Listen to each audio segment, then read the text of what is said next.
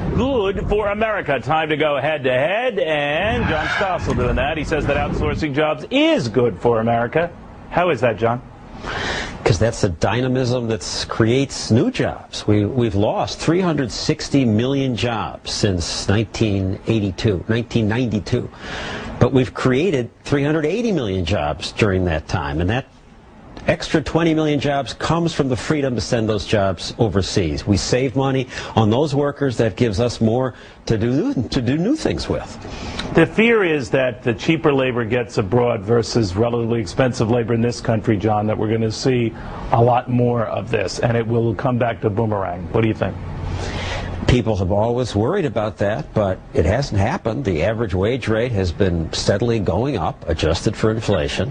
I mean, free trade is good for jobs, too. And the biggest outsourcers, a Dartmouth study found, were the biggest job creators. So in manufacturing, the ones who fear that the manufacturing base in this country leaves this country, what do you say? Bye.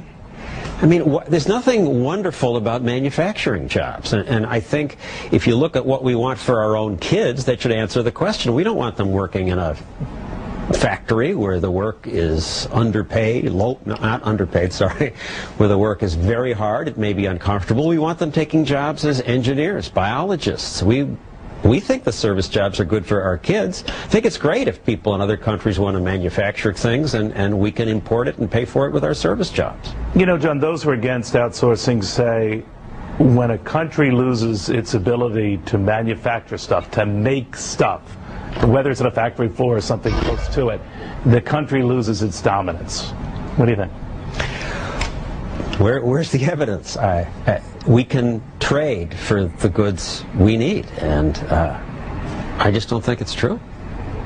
So you don't see, for example, that all of a sudden if we're at the mercy for all these things from countries like China or India, and down the road we have problems with China or India, that we haven't screwed ourselves?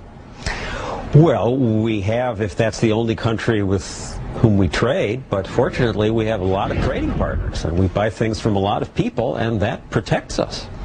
Very interesting view. John, thank you very much.